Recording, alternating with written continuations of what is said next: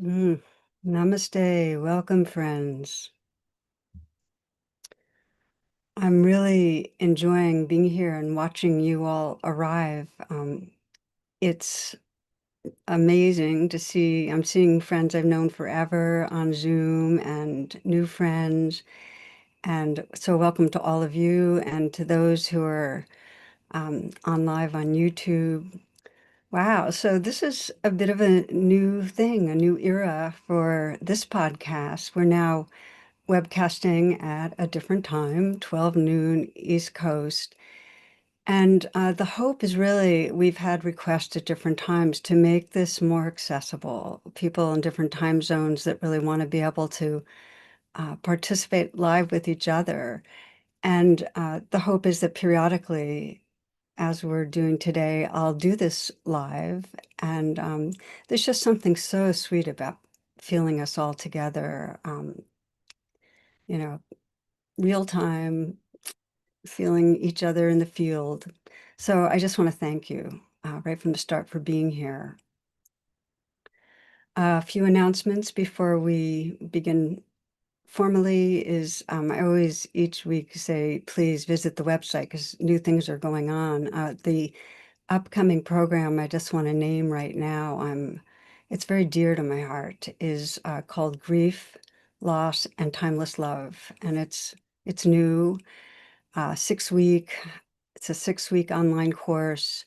It's a very deep, tender, alive program. I'll be on weekly for questions and sharing. It's on my website, so early registration's open. I hope that many of you can join me.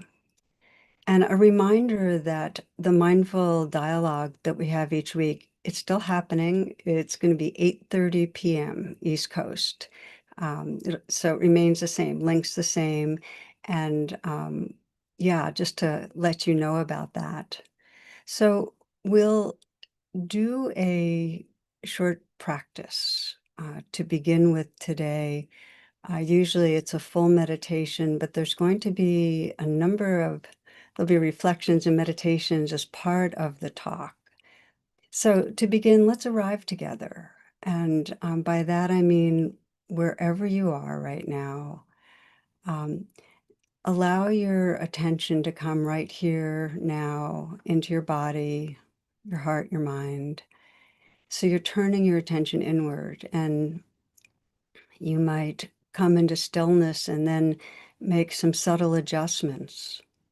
Just notice where you want to adjust so that you're sitting in a way that's upright. You can feel a quality of alertness and also relaxed. And just notice if there's ways you can listen inwardly and let go a bit.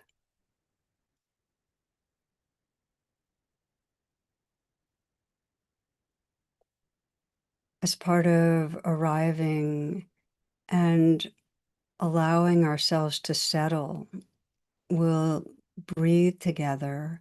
Breathe together in a way that I find is really a powerful part of letting go.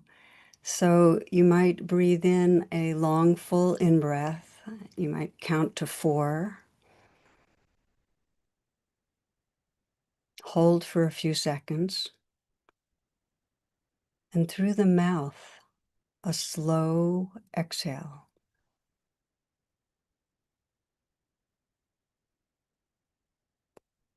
And then again, inhaling to the count of 4.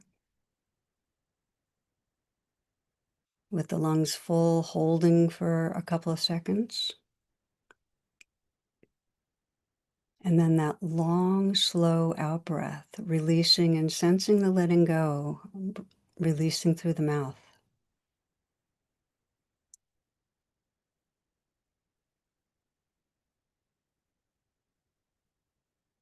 And again, inhaling deeply, holding, slow release. And with the release, actually sense your body letting go, letting go, letting go. And again, inhaling deeply.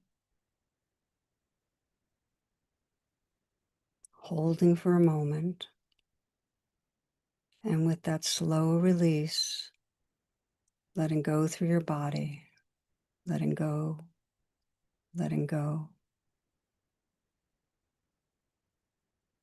And again, inhaling deeply, hold for a moment, and that slow release through the mouth, letting go, letting go. And then allowing the breath to come into its natural rhythm, observing the breath, becoming aware of the quality of presence that's here, just even in a few moments.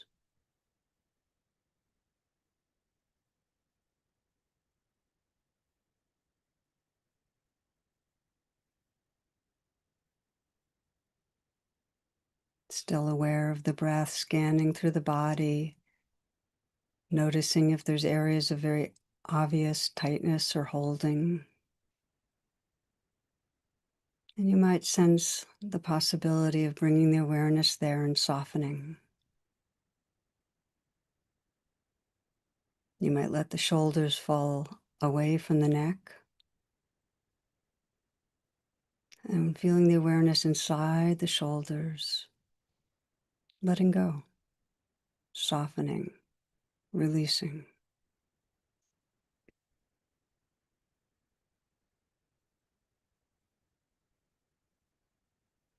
Let the hands rest in a very easy, effortless way,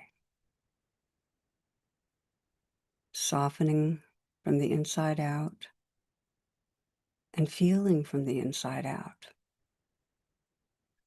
aware of sensation, vibration, aliveness.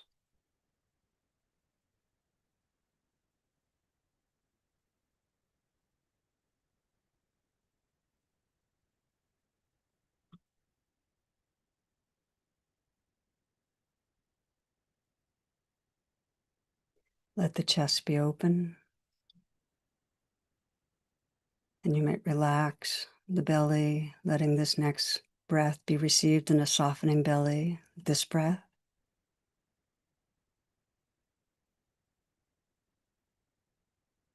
And now this one.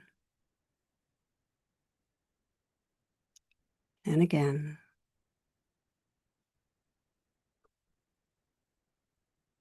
Feeling a waking up, a relaxing and opening through the whole torso. Aware of the legs, the length, the volume of the legs. Feel the feet from the inside out.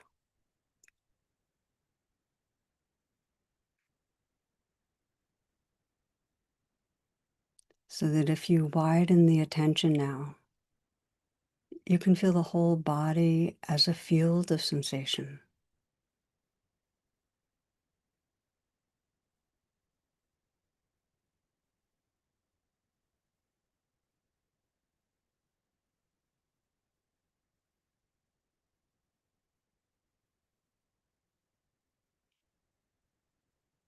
And continuing to widen out, aware of the sounds that wash through. So you're listening not just with your ears, but your whole awareness.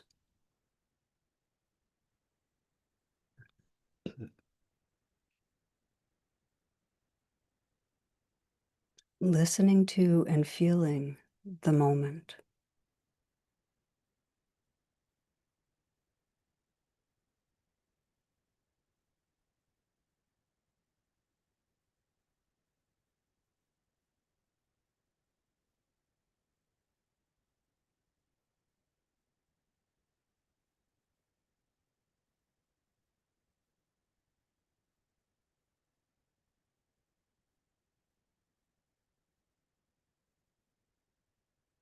Sensing the possibility of relaxing with whatever arises.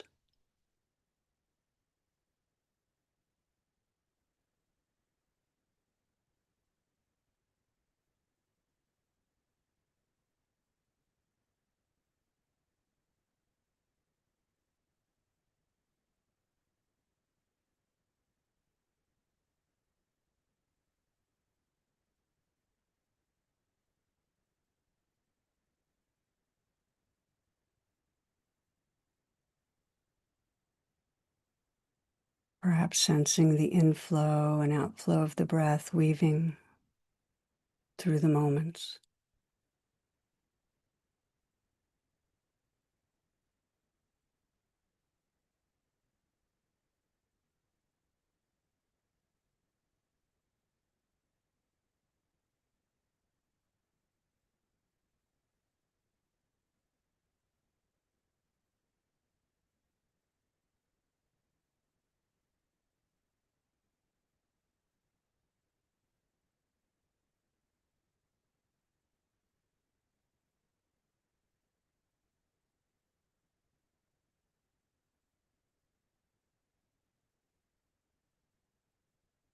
Noticing how if the mind drifts, is pulled off, it's possible to relax back into presence,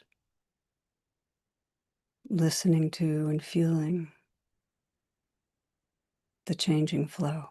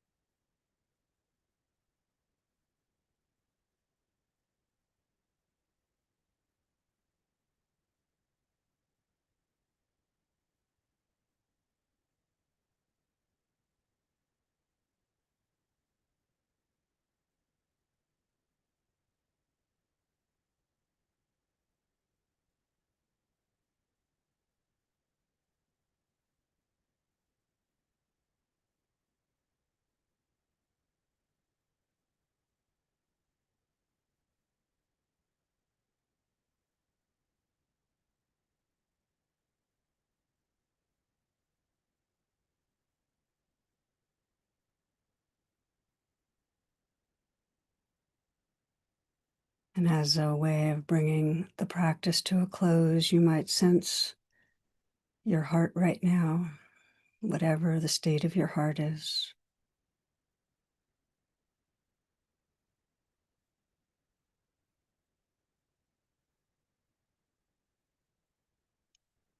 Just meeting the state of your heart with whatever's happening, with the same gentle presence.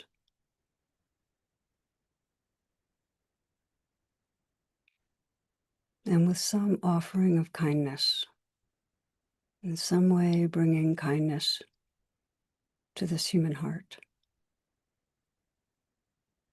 And notice what happens. Just any gesture, any intention, any touch of kindness.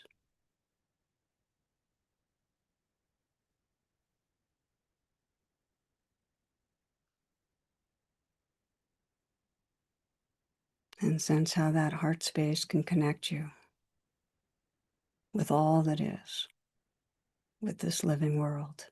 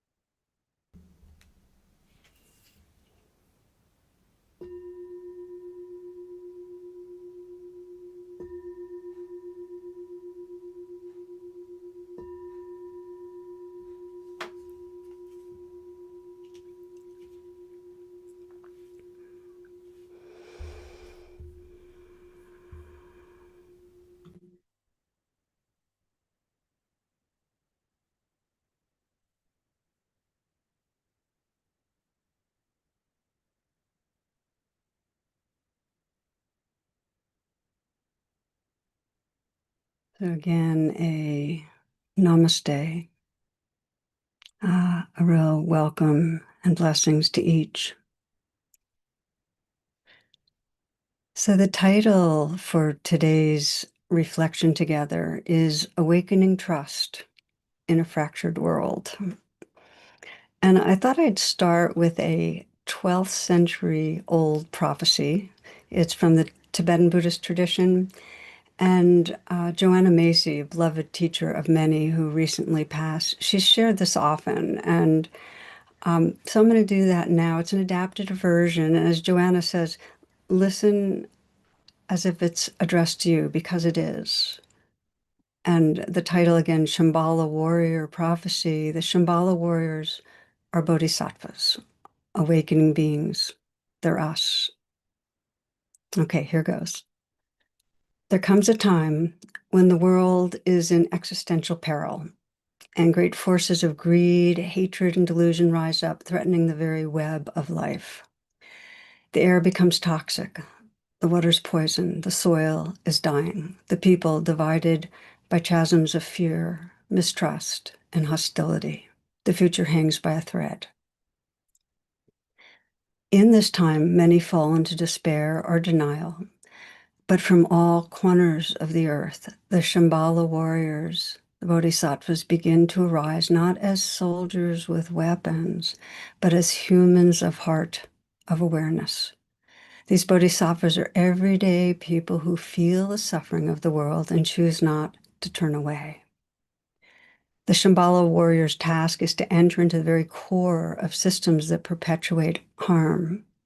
Yes, the institutions, the halls of power, but most fundamentally, the delusional stories, the habits of heart and mind that separate us, that close us, that fuel violence and domination.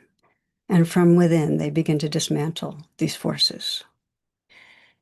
Now is the time that the Shambhala warriors go into training and engage.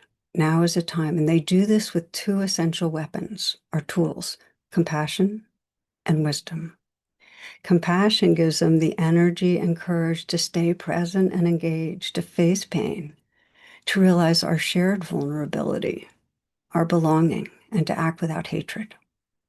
Compassion allows them to see clearly there is no evil. It is the illusion of separateness that gives rise to fear, violence, and suffering.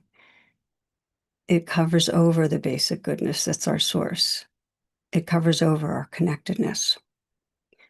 The power of the Shambhala warrior comes from their unwavering trust in basic goodness, trust in love and awareness, trust in the truth of our belonging, trust in our capacity to awaken, trust in the fundamental benevolence of this universe.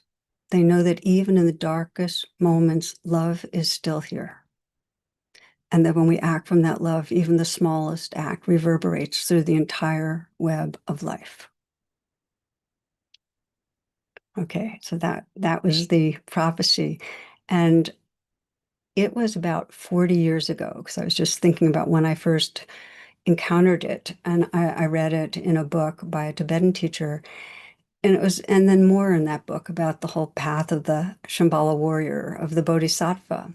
And it was really inspiring to me, so much so that that's what led to my first Buddhist retreat. So I want to name to you what it was that most drew me.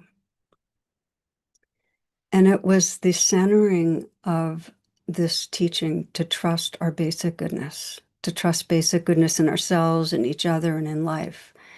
And what we're trusting is really love and awareness that's in each being, trusting that we can wake up and manifest that. So that was the message. It was that, I was reading this again 40 years ago, and it was basically saying, you have basic goodness, trust it. So I can say I wouldn't have written Radical Acceptance if it wasn't a struggle to trust that, trust my own heart, trust the goodness that's here, and by extension, really trust life.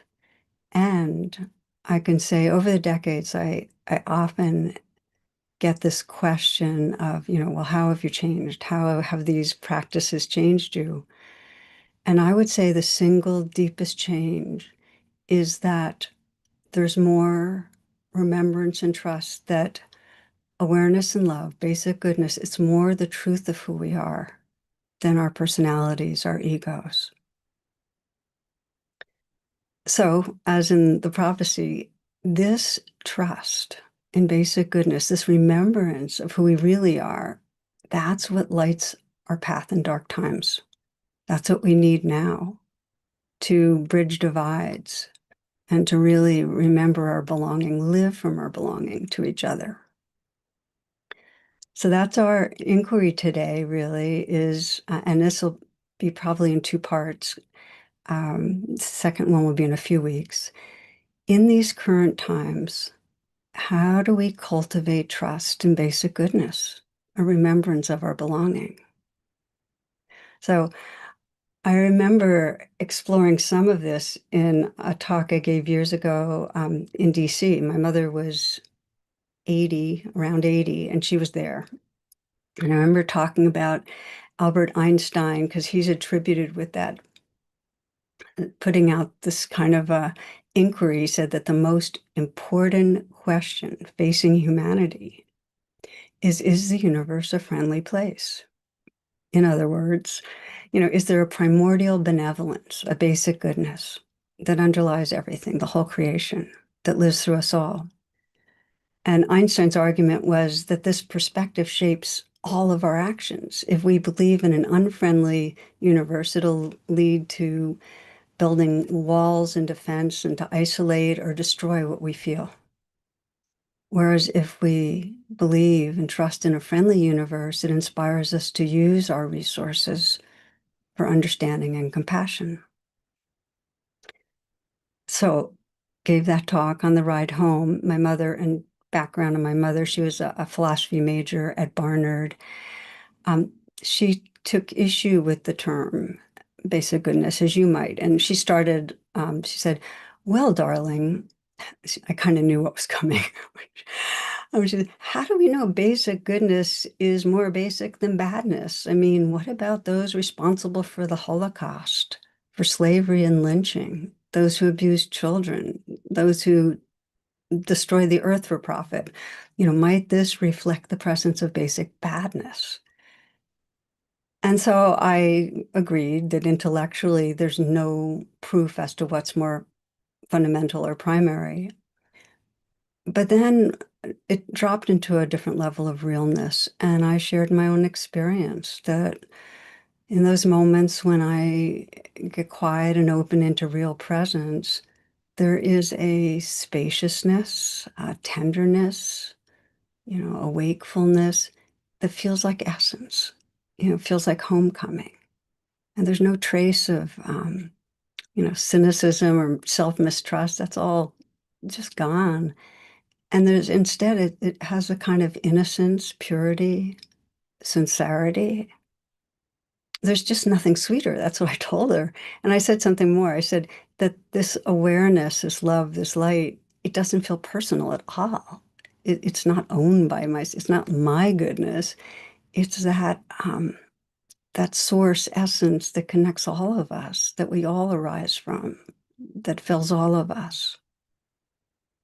I often think of Thomas Merton's, he had this beautiful teaching. He said, life is this simple.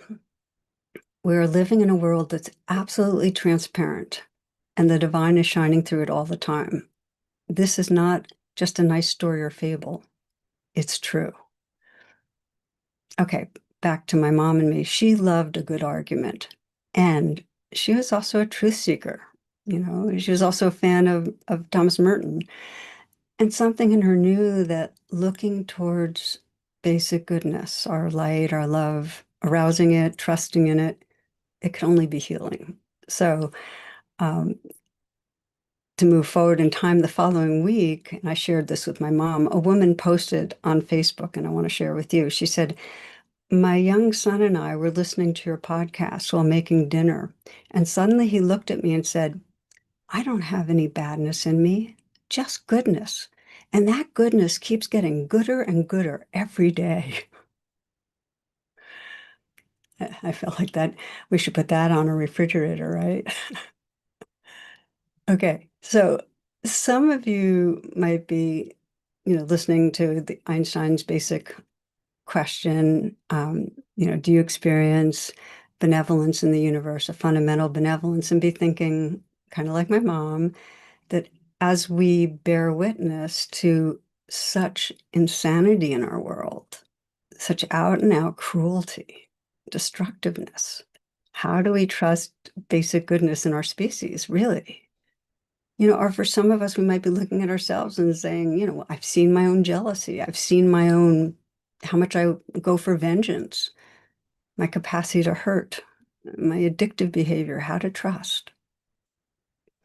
Okay, so I want to do some defining of terms because it feels important here, naming the difference in the relationship between two kinds of trust. First, there's spiritual trust. And this is the unconditional trust in the basic goodness of all beings.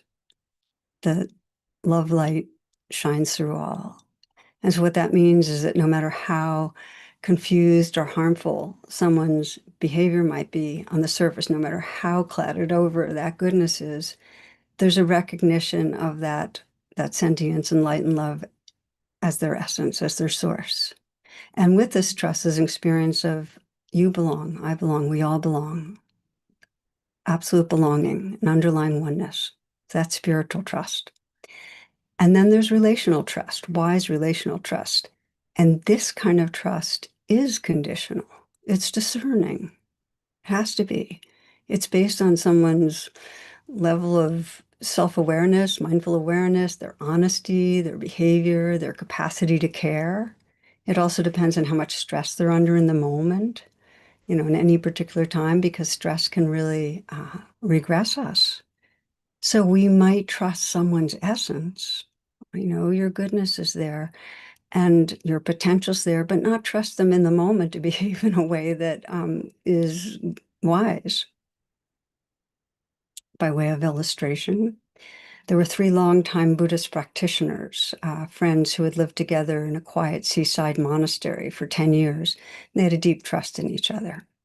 Then, by some strange magic, they were suddenly transported to a deserted island. So it's hot, they're thirsty, they're hungry, confused, and out of nowhere, they find a bottle with a genie, of course.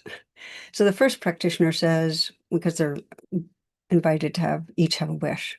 First one says, I want to go back to the monastery. I miss the garden and the quiet walks. Poof, he's gone. The second says, yes, I want to go back too. I miss the early morning chanting. Poof, she's gone. The third sees beloved friends vanish and panics and says, I'm lonely. I wish they were back here with me.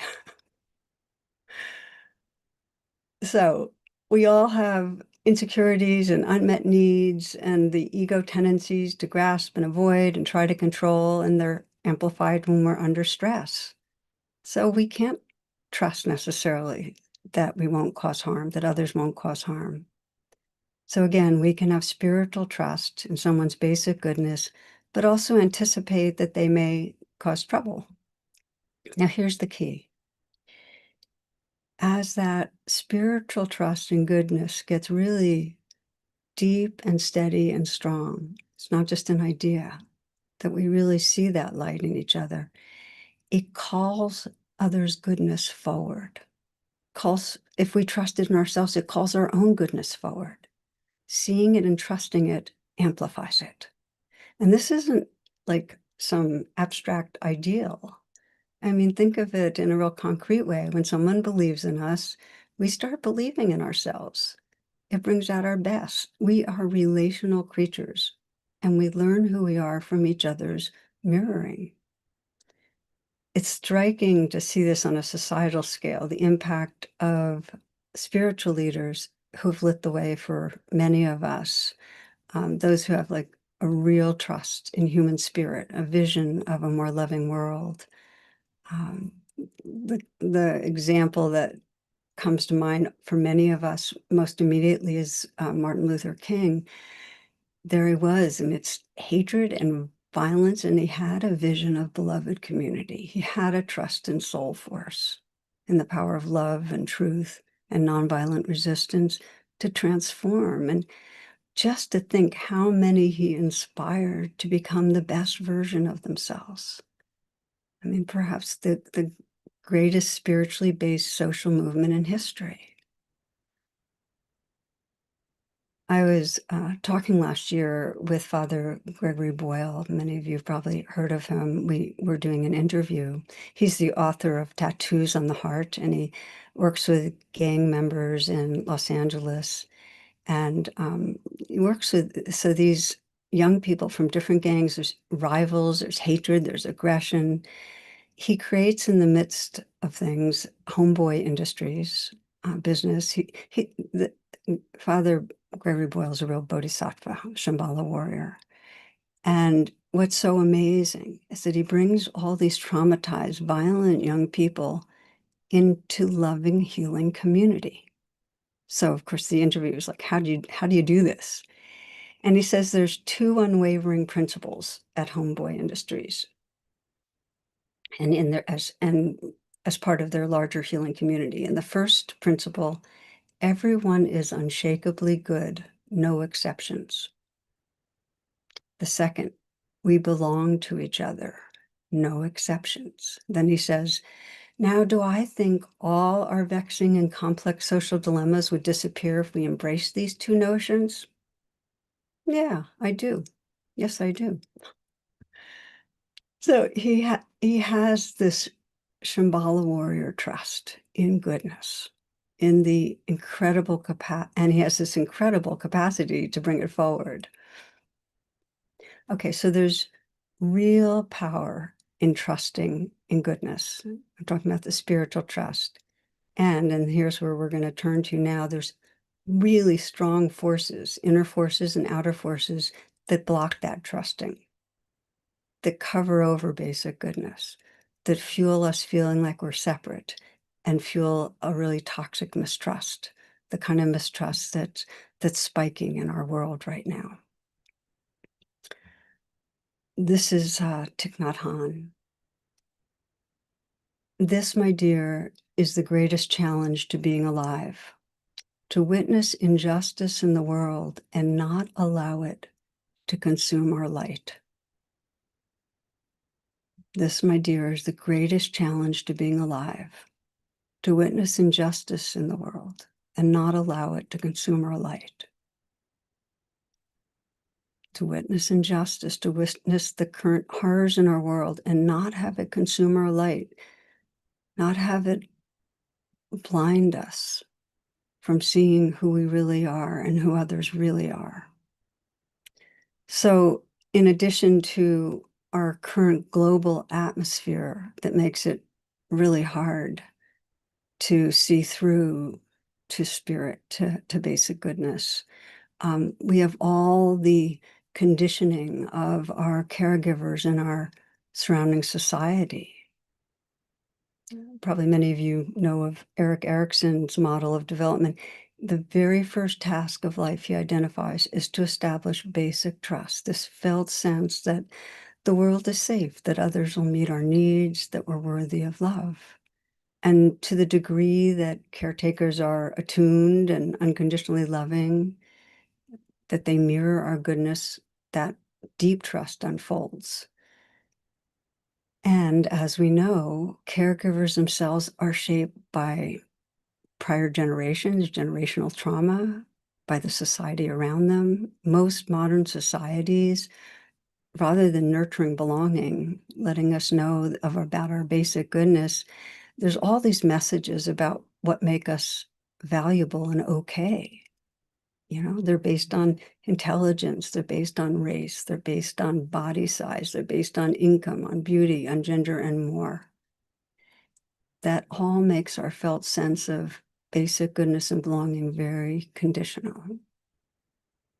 So I'm naming this, friends, because it's not our fault if we are caught in mistrust. There are really strong forces that block our experience of basic goodness.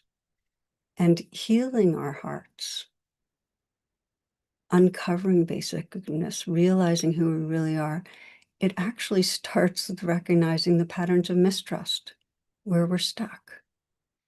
Because if we can meet mistrust with presence and kindness, it opens the door to realizing a deeper truth. So we're going to do a little reflection in a moment on where we see the currents of mistrust in our life. And when we do it, this is a reminder that this serves waking up, not to add judgment, like, put yourself down where you see mistrust. There are 4 signs that we're going to review, and one of unhealthy mistrust. And one sign is this deep sense of separateness and not belonging. And another sign is that we're constantly judging and blaming ourselves or others and others. Another sign of kind of toxic mistrust is that it's pervasive, that there's very few, if any, people, including ourselves, that we trust. I mean, mostly there's a sense of people are unsafe. And the last one is it's accompanied by a real sense of fear that life is unsafe, it's against us. So we'll reflect together. You might take a moment. If it helps you take a few full breaths, you might close your eyes or lower your gaze.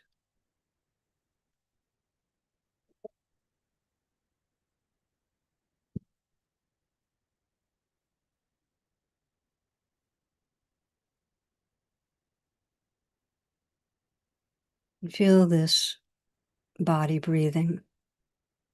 Really invite yourself right here so that you're witnessing this from a present and kind heart. And ask yourself, how much is there a sense of separateness, of not belonging? And as you scan, you might sense that it can show up as regular conflict, or it can actually show up in the habit of withholding vulnerability or feelings, a suspicion that others are not going to care, they're not going to be interested. It might show up never asking for help or support, as this ongoing insecurity that you'll be rejected.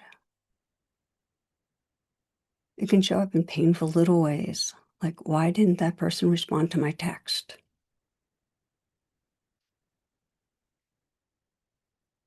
And the next domain, judgment and blame. It's really, in a deep way, projecting badness onto others, whether they're individuals or groups. How much is that going on? And it can be inward as self-blame. So with this one, it's that sense that you or others should, capital letters should, underlined, bolded, should be different. There's something wrong as is. That others are less moral or less human. It's the bad othering and the bad selfing. The next category is pervasiveness, meaning how often do you find you're mistrusting others or yourself? Chronically feeling suspicious or defensive, or cynical. Cynical is one of the big signs, some way cynical about people in life, cynical about your own motivations and ego. Okay, the last category to scan for is just fear. I shouldn't say the word just. It's that felt sense that life is unsafe, that's unpredictable, that around the corner something will be too much. So there's never at home.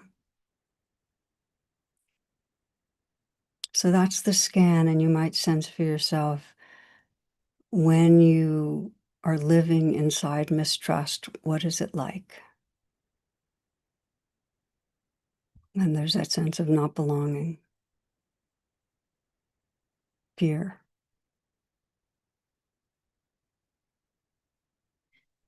judgment. What's the experience of your heart and mind?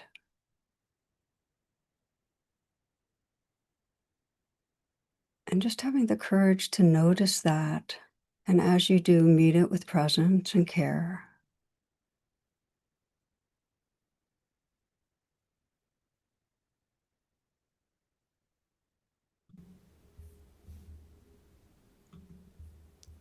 Widen your lens a bit.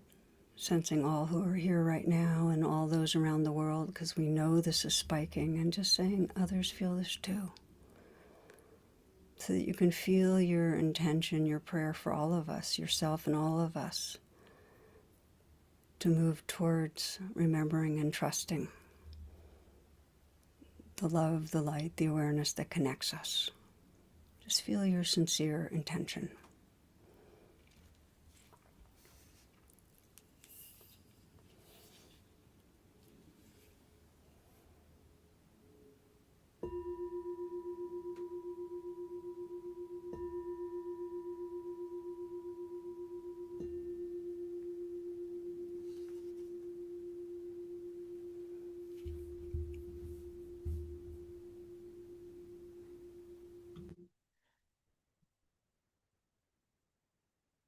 Well, thank you for scanning.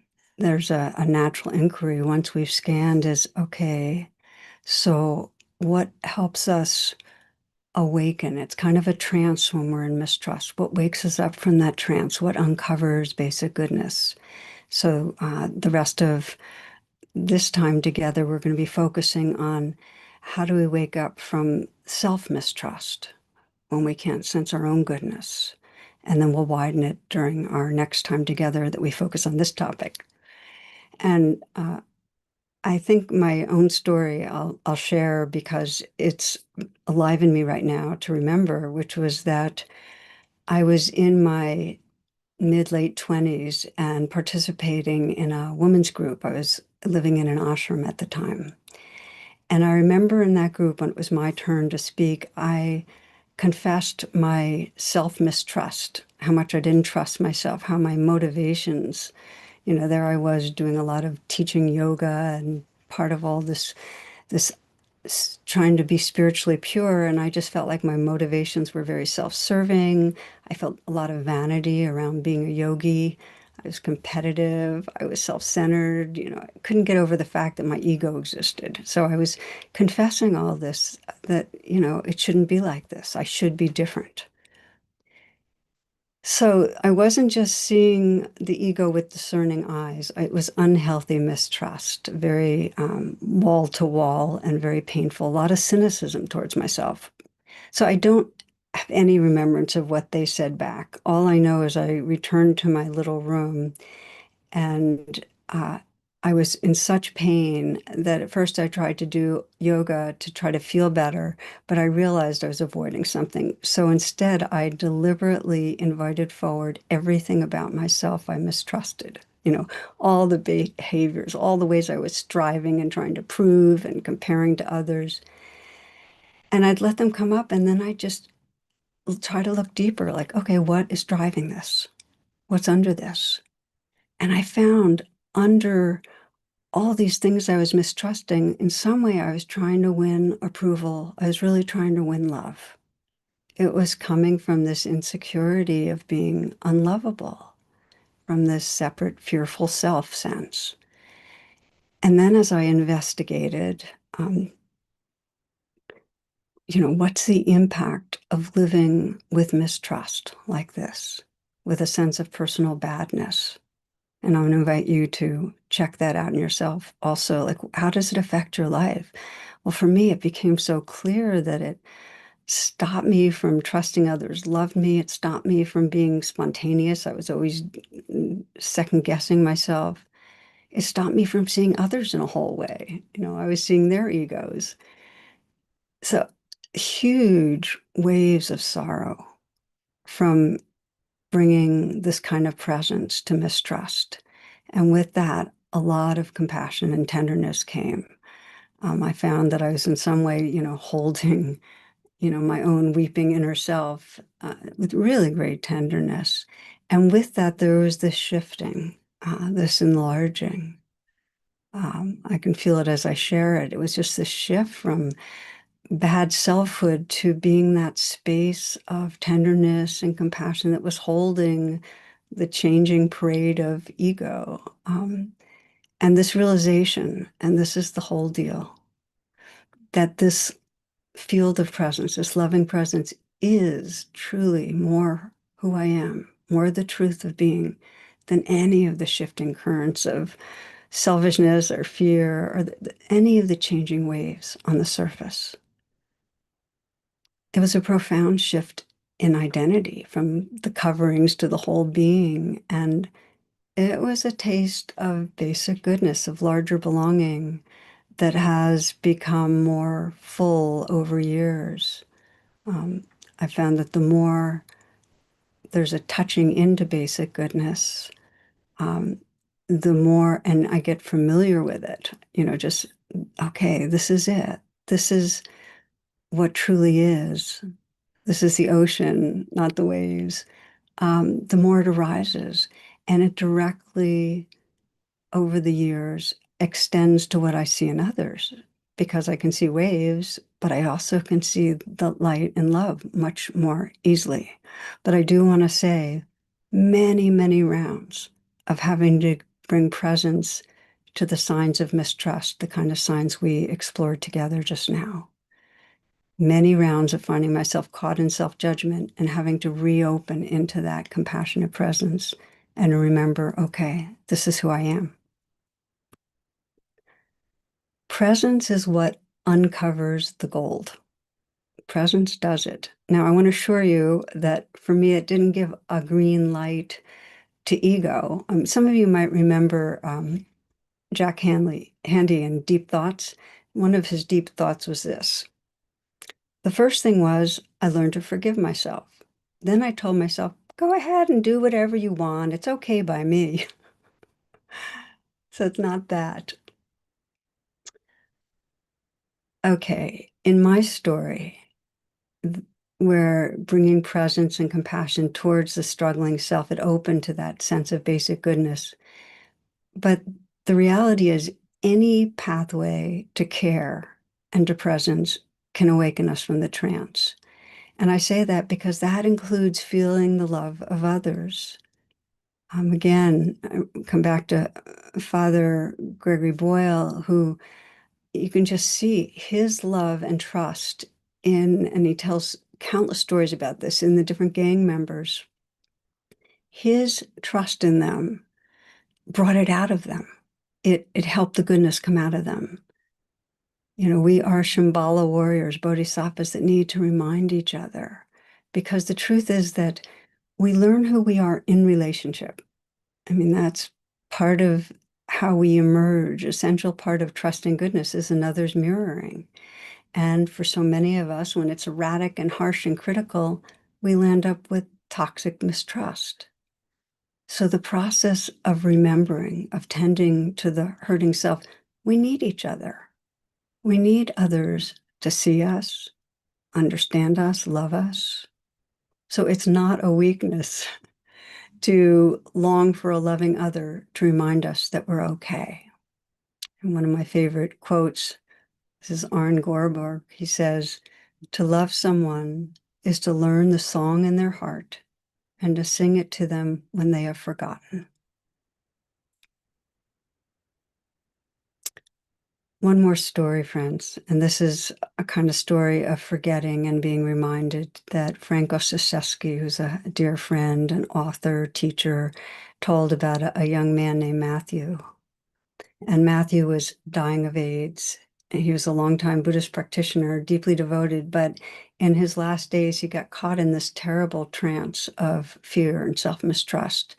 And it wasn't so, he wasn't just his physical suffering that was so difficult, because he did have, pneumonia and high fevers, but this deep inner mistrust, a hatred of himself. Now, background, he had been raised in a strict fundamentalist Christian home, and the idea of a punishing God, one who would condemn him for being gay, had been literally beaten into him by his preacher father.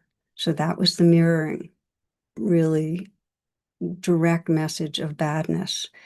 And now that he was close to death, he was certain he'd be cast into hell. It was all coming back up.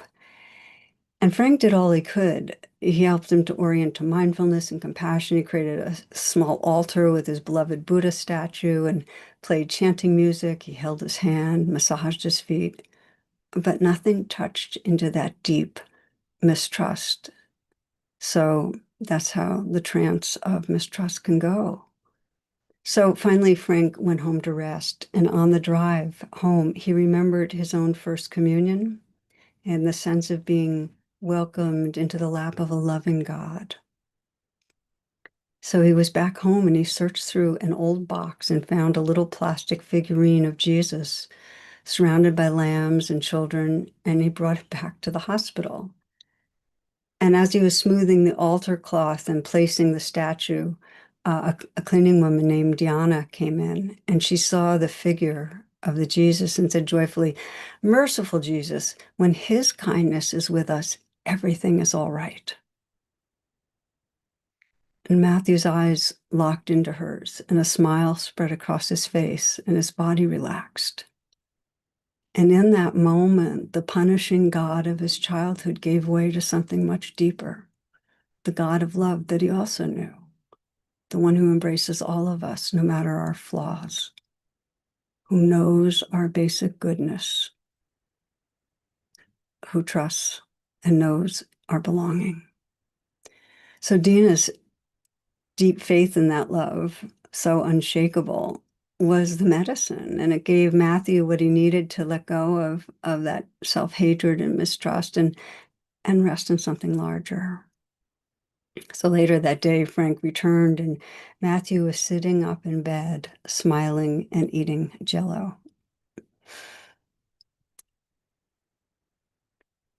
It touches me to share that with you because it's such a painful trance to mistrust who we are, who others are. In that mistrust, there's no sense of belonging. And it's possible to wake up from that trance. You know, for Matthew, it was the God of his limbic brain was the mistrust, and he opened to a larger, more benevolent presence around him, filling him. It's what we call basic goodness.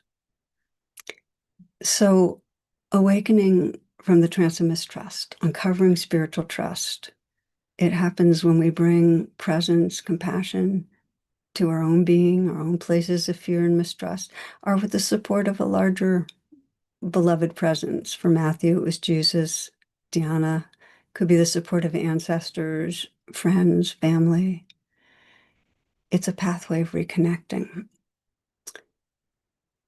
I love this from Rumi, just to remind you, because it really is a trance when we forget who we are.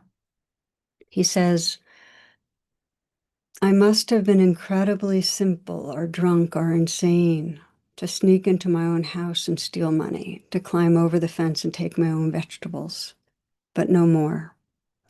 I've gotten free of that ignorant fist that was pinching and twisting my secret self. The universe and the light of the stars come through me. I am the crescent moon put up over the gate to the festival."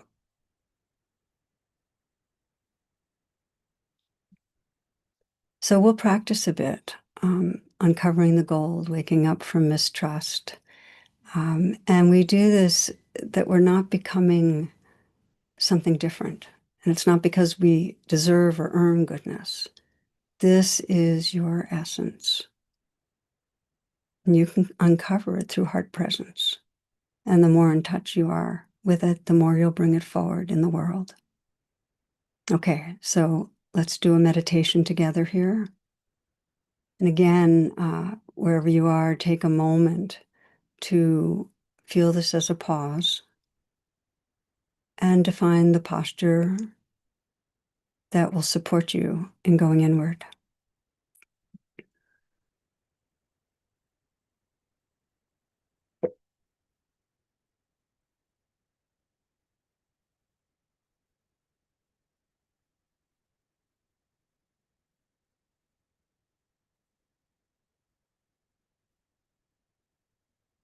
You might become aware of the breath and let the breath help collect you, bring you right here.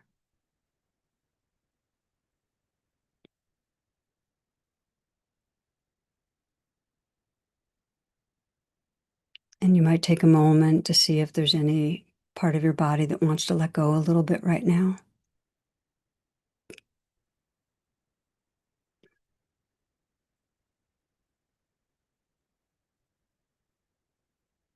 And then let your attention go to any circumstances that bring up a real mistrust of yourself. Maybe you might, as I did, recognize a number ways that you feel like you fail others or your own standards for goodness. Or maybe there's something that just jumps out on what makes you mistrust yourself.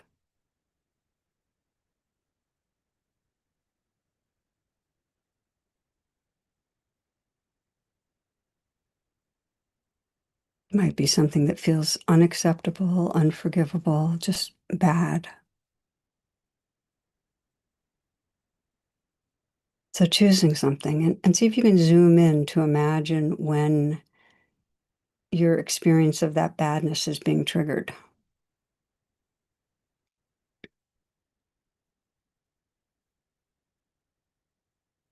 What are you doing? What are you thinking? How are you acting?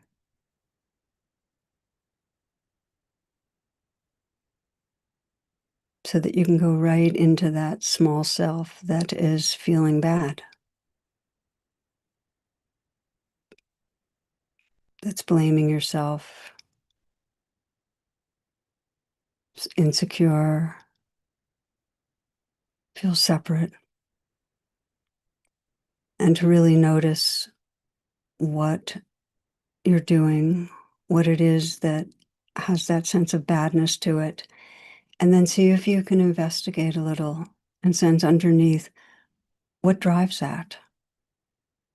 What are you wanting or fearing that leads to acting in an addictive way or a hurtful way? What are you trying to experience or avoid? What is it most deeply? Are you trying to feel more safe, more worthy, more loved, more seen?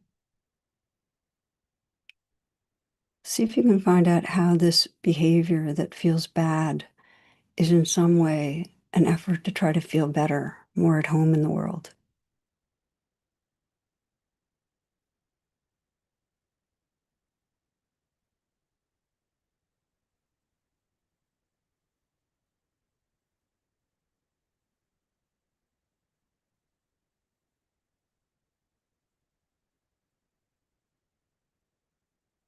And as you keep paying attention, when you're judging, when you're mistrusting, when you're making yourself bad and wrong in some way, what's that like? How does it feel?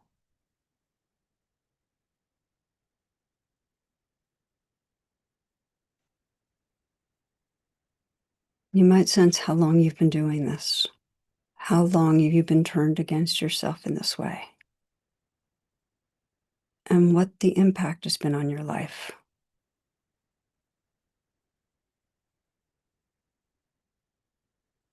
I mean, for me, it blocked intimacy to sense what's true for you.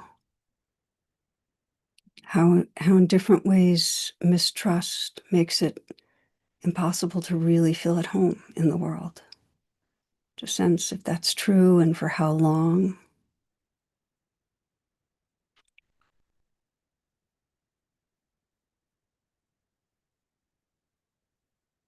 And notice what it's like to see that suffering over a lifespan for some.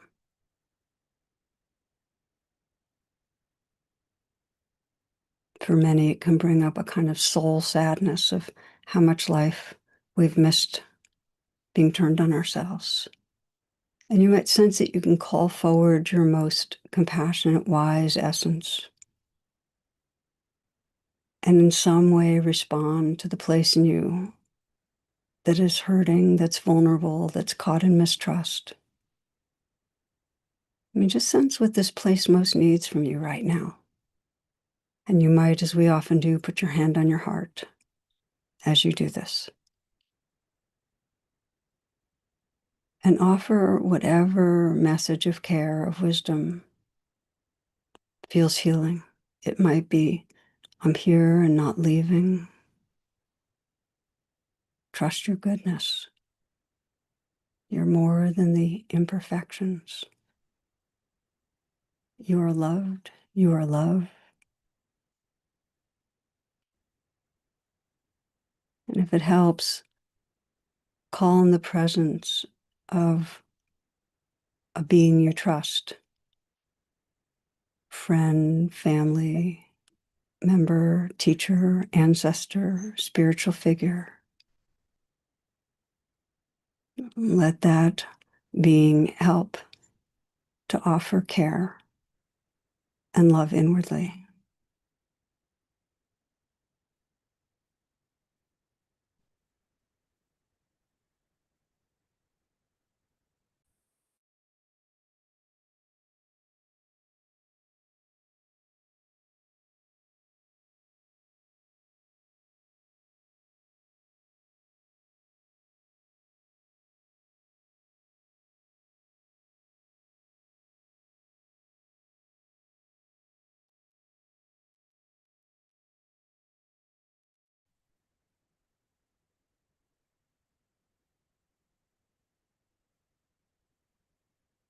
Widening the attention and sensing, holding this judged self with compassion, being the compassionate presence that's holding.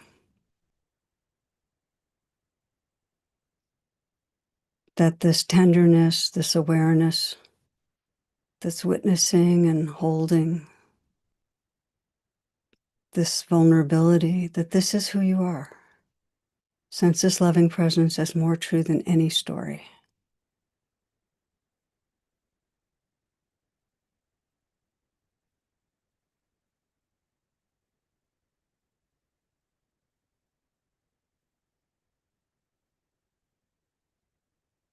And sense in this moment what you most want to remember moving forward.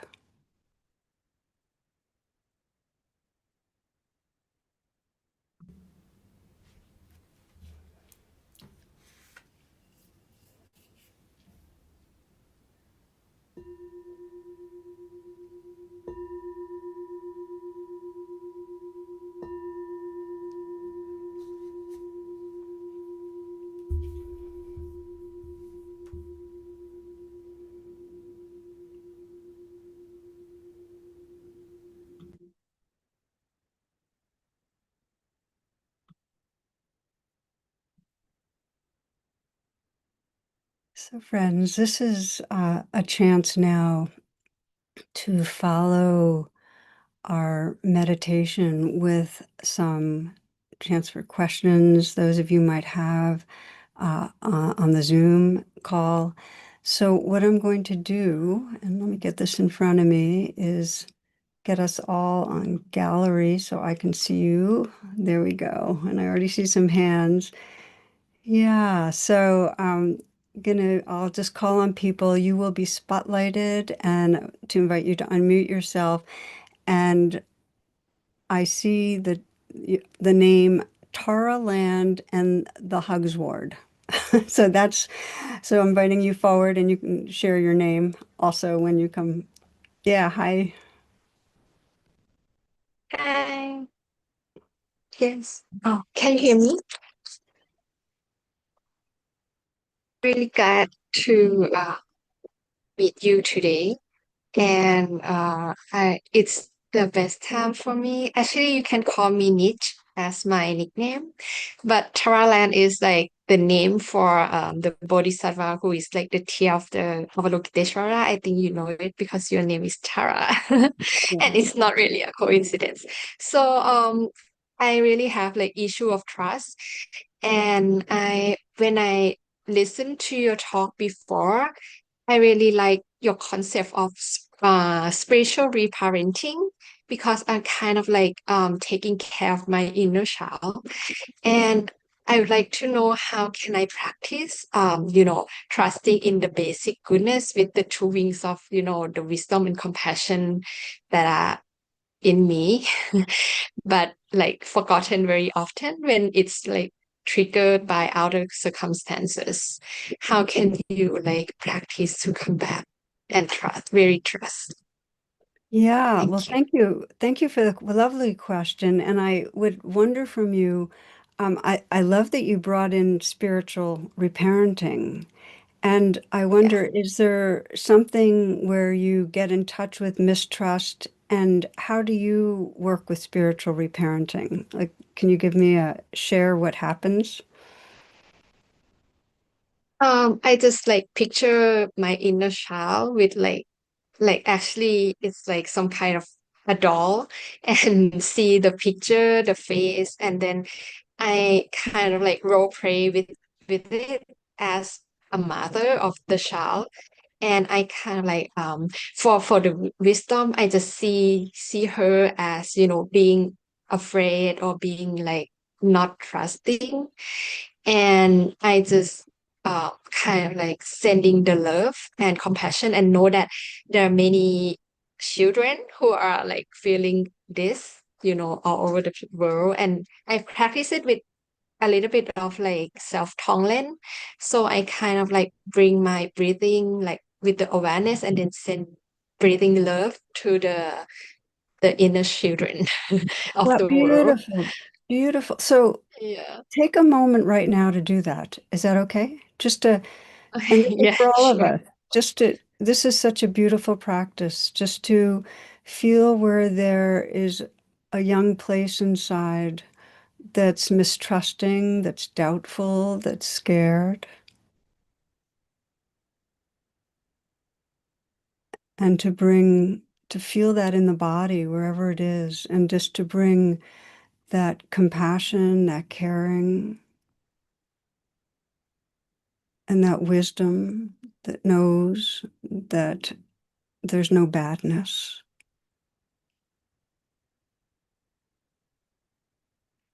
And see, let yourself actually feel the warmth and the light bathing that young place. So it's very real, just the way a parent might hold a child so tenderly that what's communicated truly is love.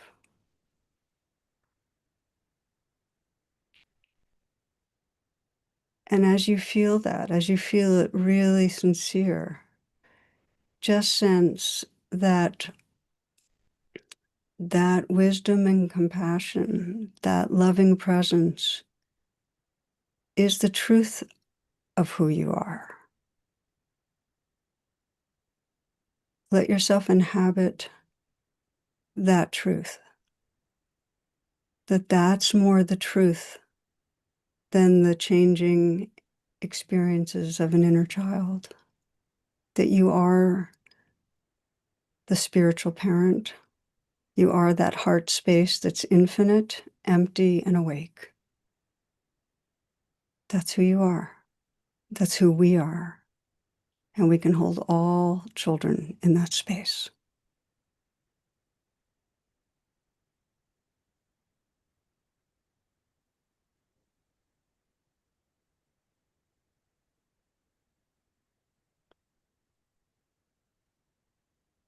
Take your time when you're ready to open your eyes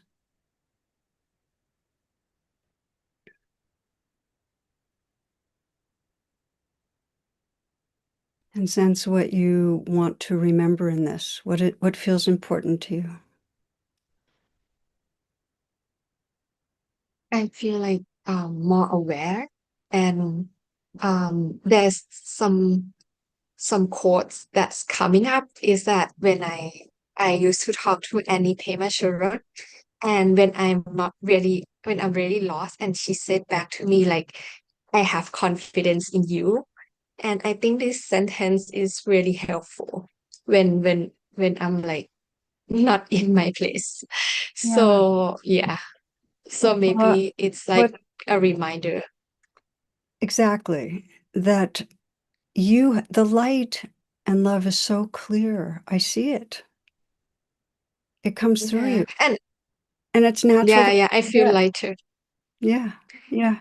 And I actually bring what you did in the first place, the breathing, with this self-tolerant practice.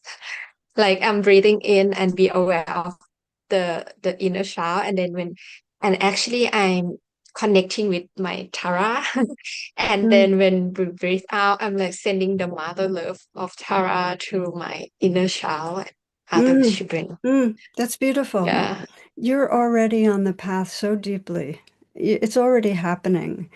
My only suggestion is when you do the spiritual reparenting, take Mhm. your time to remember that that space of compassion and wisdom is who you are. Let the shift of identity be aware. Okay. Right. Thank you so much. I'm Blessings, my really friend. thankful today. Thank Yes. you. Thank you. Okay. Mia, see you next.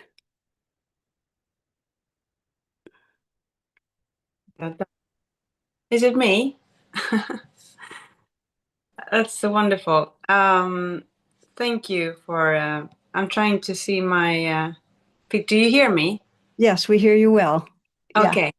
Um, so I've been doing the rain meditations that I've been listening to for years. So thank you very much for being there in even here in Sweden. Um, and when I do rain, recognize, allow, investigate, and nurture, I tend to. It hurts a lot when I pick a topic and or a experience, and I wonder is how to then move on to the steps when it's about investigate, and it's hard for me the nurture part. So what I'm hearing is that as soon as you bring it up, there's a whole lot of pain. And so are you able to say this belongs? I think that's problematic, um, to accept the pain. Then I think the next thing is if it's hard to accept that the pain's there, then the next thing is to be truthful and say, this feels really hard to accept. This is a lot of pain. And let that belong. Let the resistance, the feeling of too much, say, okay, so this is natural too. So you're honoring that your system feels oppressed and that the intensity of it. The whole point is to keep staying with what's really true. So if you can't allow it, then say resistance is here and that belongs too. Say this resistance belongs. But what is the resistance? What is that? Why does it come so much resistance? So let me ask you that. When you feel the pain, what stops you from allowing it? That it feels overwhelming and painful, like physically Yeah. painful. That it comes anxiety and tears Yeah. and it's exhausting because I Yes. might have to be Yes. functional in the world and do stuff and Right. take care of my daughter and be able to function. And then if I allow all these feelings, I'm afraid that I will be so sensitive because the world is not really sensitive. That's right. um, so it's hard to be open and sensitive, and then you work out in the world and it's like hardcore.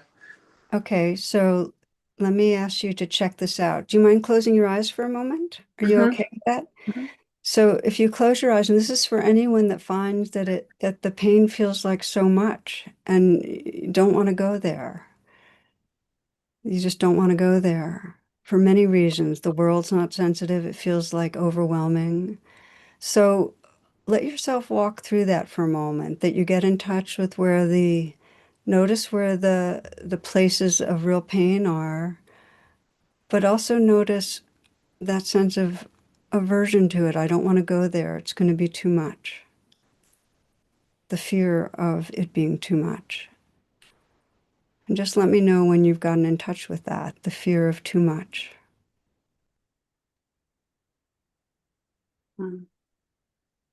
And now what I invite you to do is put your hand on your heart and send a message to that fear. Thank you for trying to protect me. Just thank you for trying to protect me. And that's it. Just that.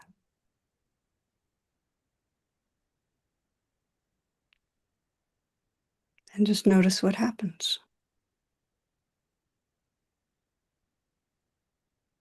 Well, it feels good when you say it.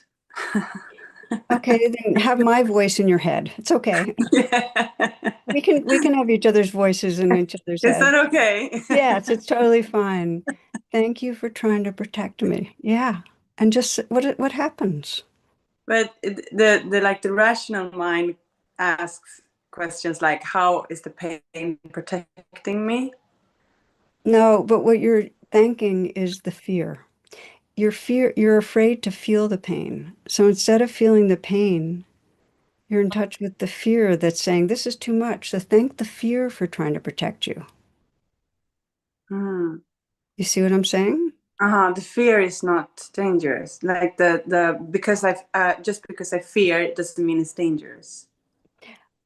When the pain feels strong, there's a part of you that goes, I don't want to feel that. I'm scared to feel it. It's going to be overwhelming, right? Mm. So that's your resistance. And you're thanking your resistance. You're thanking your fear. You're saying, okay, I get it. You're trying to protect me from the pain. Mm. Just Mm-hmm. take your Okay, time. I get it. Now go, Yeah, yeah, yeah, yeah. try again inside you to feel the part of you that does not want to go there, that does not want to feel pain.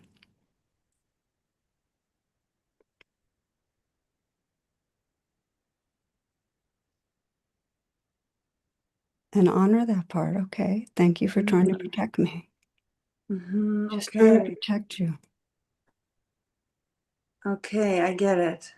It's part of it belongs. Now I understand the belong That's what part. exactly right. So Mm-hmm. here, this is the thing, and this is for all of us. No matter what comes up, find a way to let it belong. Mm. And if what comes up is pain, okay, this belongs. If what comes up is, no, I can't even allow this pain, then what comes up is your resistance to the pain. Then let that belong. Mm. Or you can see and let be what comes up, the more you're going to uncover the real light and love that's who you are. But you have to just keep starting right where you are. You can't race in front of it. You can't pretend you've allowed something and try to nurture because you haven't allowed it yet, Yeah, right? I can tell you understand, and I think you're on a really yeah. good track. So go slow. Stay true to yourself. Thank you. Okay? Thank you. Thank you so much. Thank Yeah. you. Thank Blessings, you. dear. Yeah.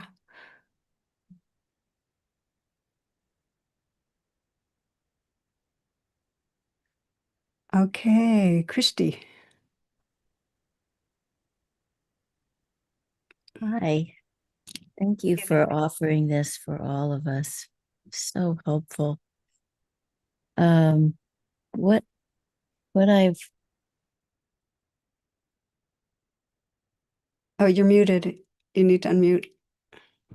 I'm sorry. Yeah, it's Um, okay. what I bump into or I hit is this place of numbness. And when I feel into that, and my part of my body is numb. My half of my back is numb, and I'm getting work done, and I have a lot of the practices, and I just came from a Sufi weekend that was beautiful with dancing and prayer, and that's been a path of mine. And the natural goodness is so present, and I remember that. Um, I have a I shouldn't say I have. My mother is narcissistic, and the patterning for me that I'm unlearning is that there's everything wrong with me, that I'm damaged goods and I should be ashamed of myself, and that I owe everybody and everything always an apology for being who I am. Ugh. So when I feel into that like layer, it's like a wall that there's fear present of me believing that more when I drop into it. it feels very painful. And I've disconnected from her, and she's 90, and she'll die sometime in the next year or two, and or whenever. And I, there's judgment that I am not more evolved to be able to connect with her. There's also fear of having that, just really feeling the pain, because she's told family members who I am, and it's all bad and all stories, and it's unkind. And I have compassion for her, and I was very close and caretaking of her, but also really lost myself in that process, because that was kind of what was required. So it was always about her. So let And me pause for a moment, just a moment, because what I'm hearing is that there's numbness. yes. There's also a sense of believing the stories. And there's also a sense of really deep judgment for not being able to be with her, and a lot of pain in the history of when you tried.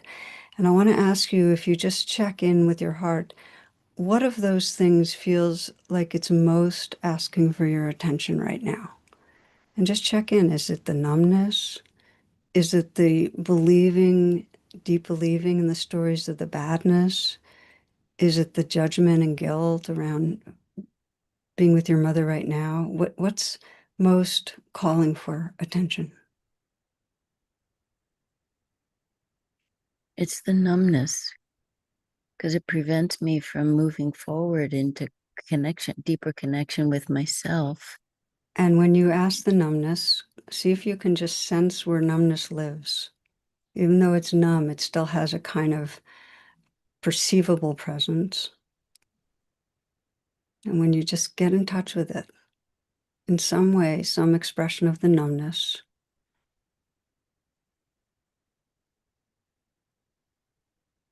and ask it, what are you trying to do for me? What are you trying to do for me?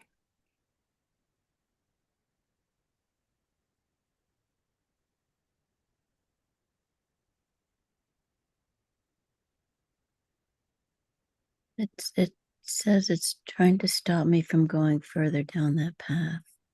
Down the path of, So I guess it's like self-judgment, self-hatred. right. So it's trying to help you let go of that stuff. It's trying to help you not continue. Now, every part of us is trying to help, but not always in a wise way. Mm-hmm. That's okay. They're trying. So just take a moment, and this is as much as we can do right now, Christy, but take a moment to, if it helps, put your hand on your heart or on your cheek, but in some way touch yourself kindly and sense the numbness and let it know you know it's trying to help. That this is love in its own expression. Love is loving you. Love is trying to help. It's just misguided right now. So let it know you know that.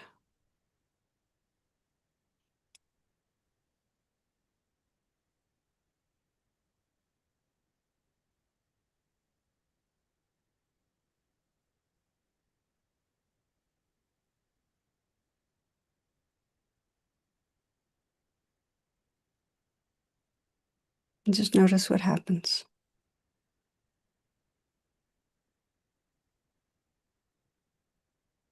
Yeah. A lot of tenderness and a lot of grief. Yeah. You can trust that. Tenderness and grief. They're both part of the waking up. I know you know that. So thank you, my friend. Thank you. Yeah.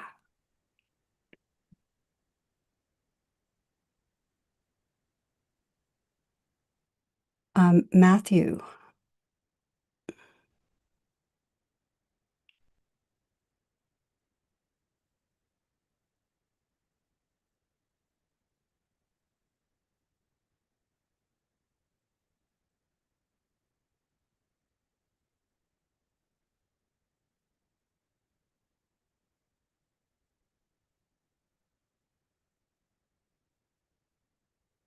Well, I'm not sure if we're highlighting, trying to find him, highlight Matthew, what's happening.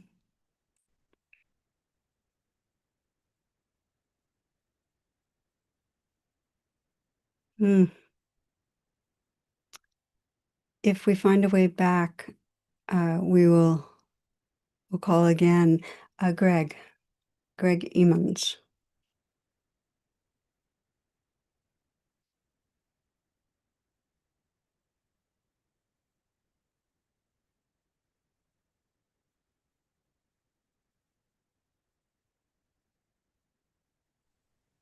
Hi, just one moment.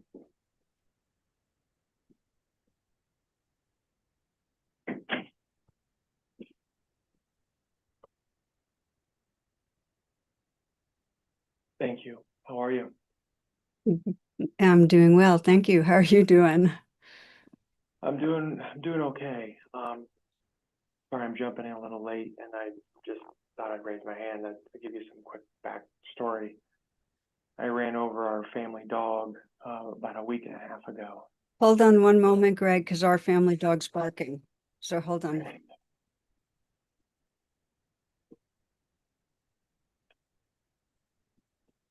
That was an odd timing. Okay, I'm with you.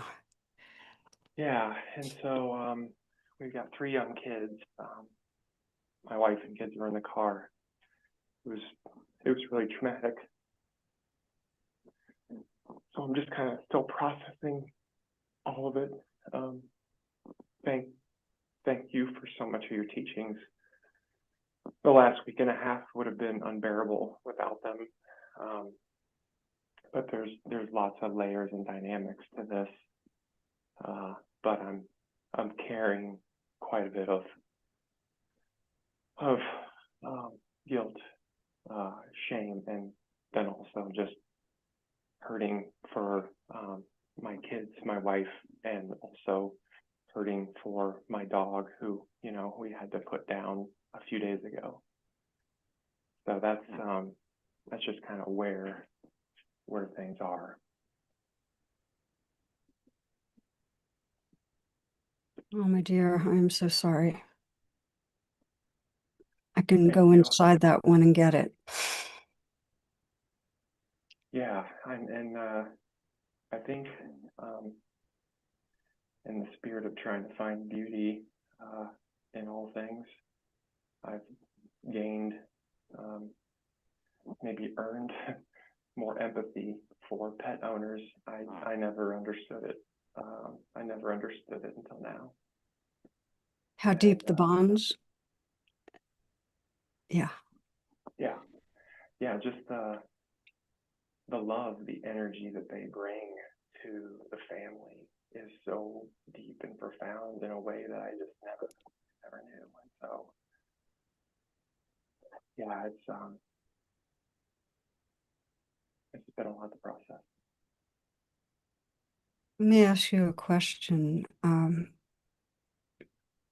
As part of you moving through this, is there anything you sense that will help you, that will be a very, have integrity and be good in your process? I mean, is there anything that you feel like you need right now?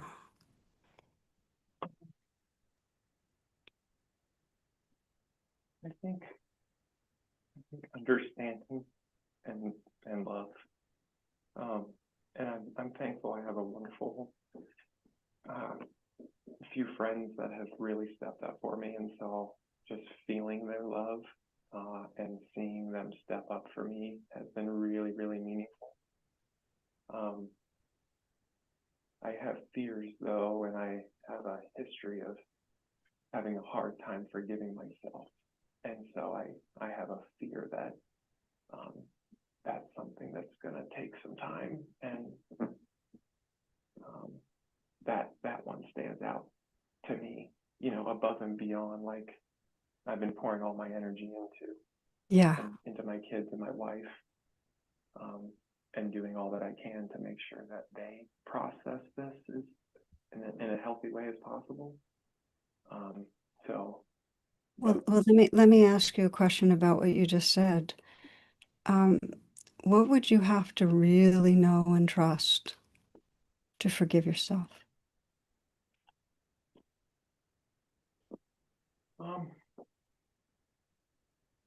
That my intention, obviously not to run over the dog.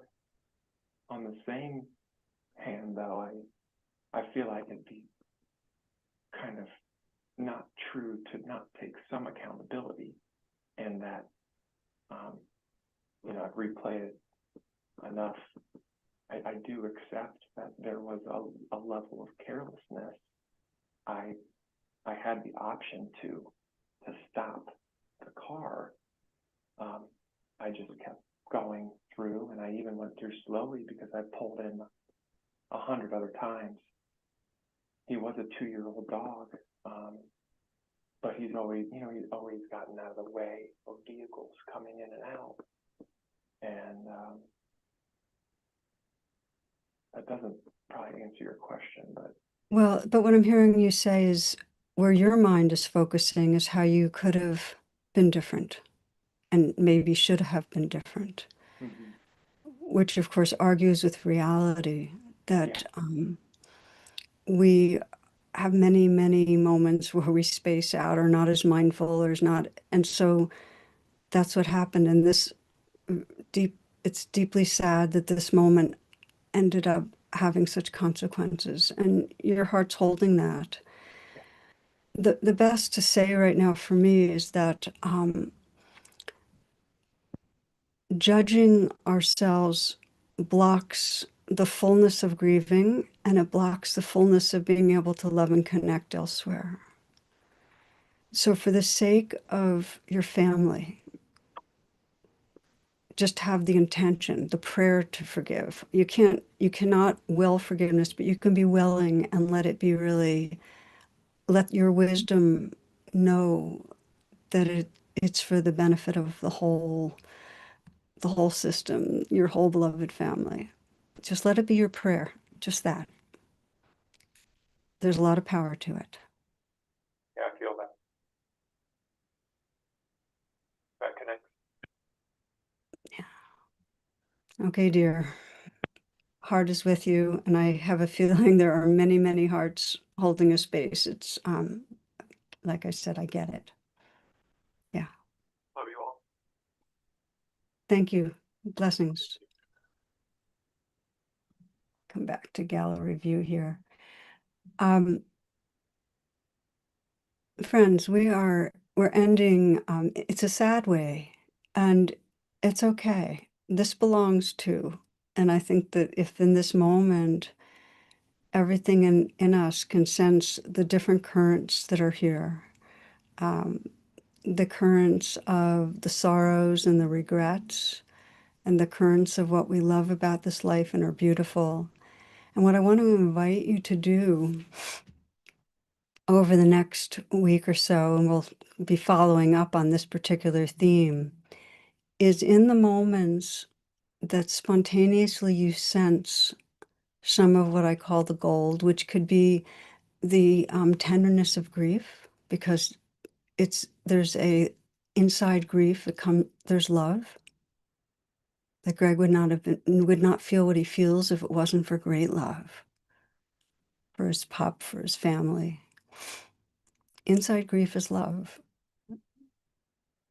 So letting those currents be there, the currents of sorrow for our world's in really tough shape, to let that grief be there, and to let the wonder at the beauty of this world be there, and the gratitude for the blessings that we have.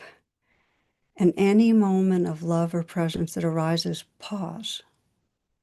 Because the more you get familiar with the gold, with the goodness, the more it calls it forward, and it'll help you look at each other in this world with eyes that, as Merton says, sees the divine shining through.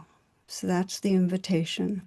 And we'll close, and I'd like to have anyone that's listening live stream feel a part of this, although you're going to have to imagine more in the field, because I'm going to invite those on Zoom to actually take some moments and let your attention settle on one person and look to see the goodness shining through. And for those of you that aren't on Zoom, to bring somebody to mind.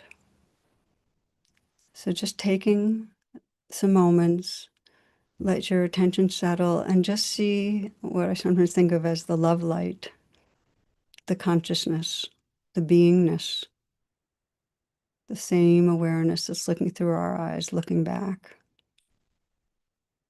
And sense your wish. May you trust the goodness. May you trust that. And then one other person to look at. And I'm scrolling. I'm going to different. Yeah, there we go. Just look into those eyes. Seeing the goodness, the light, the care. May you trust. May you trust this is who you are.